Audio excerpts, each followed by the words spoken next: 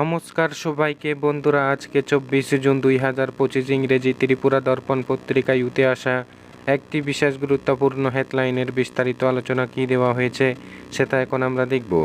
হেডলাইনটির নাম হলো নিয়োগে তালবাহানা, মুখ্যমন্ত্রীর বাড়ির সামনে বিক্ষোভ, গ্রেপ্তার।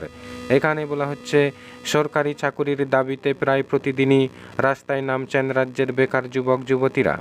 কখনো শিক্ষা ভবনের সামনে, আবার কখনো রাজ্যের মুখ্যমন্ত্রীর নিজ বাসভবনের সামনে বেকাররা জড়ো হয়ে জোরালোভাবে দাবি তুলছেন সরকারি ঘোষণা অনুযায়ী দ্রুত নিয়োগ প্রক্রিয়া সম্পন্ন করার।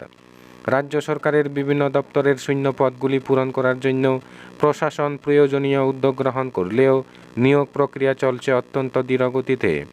আর এতে করেই যেন ক্রমশ ক্ষোভ বাড়ছে চাকুরি প্রত্যাশী বেকার যুবক যুবতীদের মনে। তারও একবার দেখা গেল সোমবার রাজ্যের মুখ্যমন্ত্রীর নিজ বাসভবনের সামনে। অগ্নি নির্বাপক দপ্তরে ফায়ারম্যান পদে নিয়োগের জন্য 2022 সালে জারি করা হয় বিজ্ঞপ্তি।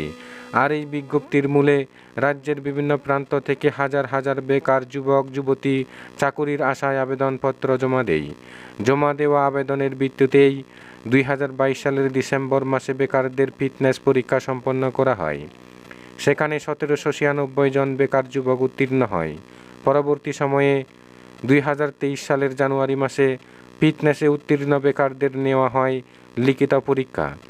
কিন্তু প্রায় 2.5 বছর অতিক্রান্ত হতে চললেও এখনও পর্যন্ত ঘোষণা হয়নি পরীক্ষার ফলাফল। এতে করে স্বাভাবিকভাবেই বেকাররা হতাশ।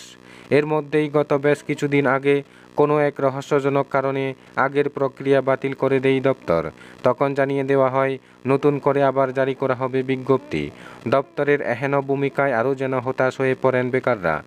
তাই বাধ্য হয়েই সোমবার অবিলম্বে লিখিত পরীক্ষার ফলাফল ঘোষণা করে নিয়োগ প্রক্রিয়া সম্পন্ন করার দাবিতে রাজ্যের মুখ্যমন্ত্রীর নিজ বাসভবনের সামনে বিক্ষোভে সামিল হন বেকাররা। তাদের অভিযোগ, অন্যান্য দপ্তরে অনেক পরে নিয়োগের প্রক্রিয়া শুরু করে সমাপ্ত করা হলেও এক্ষেত্রে যেন অনেকটাই ব্যতিক্রম অগ্নি নির্বাপক দপ্তর। তাই অবিলম্বে অগ্নি নির্বাপক দপ্তরে ফায়ারম্যান পদে নিয়োগ প্রক্রিয়া সম্পন্ন করতে হবে। এই দাবি নিয়ে বেকাররা এদিন মুখ্যমন্ত্রীর দৃষ্টি আকর্ষণ করতে গিয়ে একসময় ঘেরাও কর্মসূচিতে সামিল হন। এ নিয়ে একসময় চরম উত্তেজনা দেখা দেয় মুখ্যমন্ত্রীর নিজ বাসভবনের সামনে। আর এই খবর পেয়ে ঘটনাস্থলে ছুটে যায় বিশাল পুলিশ বাহিনী। পরে পুলিশ অনেকটা জোরপূর্বকভাবেই ফায়ারম্যান পদে নিয়োগ প্রক্রিয়ায় অংশগ্রহণকারী চাকুরি প্রত্যাশীর যুবকদের গ্রেপ্তার করে এদিনগর পুলিশ মাঠে নিয়ে যায়। এই দিনের এই বিক্ষোভ কর্মসূচি থেকেই মুখ্যমন্ত্রীর দৃষ্টি আকর্ষণ করে বেকাররা জানান অবিলম্বে যেন মুখ্যমন্ত্রী ফায়ারম্যান পদে নিয়োগ প্রক্রিয়া সম্পন্ন করেন, নতুবা আগামী দিন আরও বৃহত্তর আন্দোলন গড়ে তোলা হবে। বন্ধুরা, খবর আপাতত এই পর্যন্ত। বন্ধুরা, ভিডিওটি ভালো লাগলে লাইক, শেয়ার, সাবস্ক্রাইব করে আমাদের সঙ্গে থাকুন। ধন্যবাদ সবাইকে ভিডিওটি দেখার জন্য।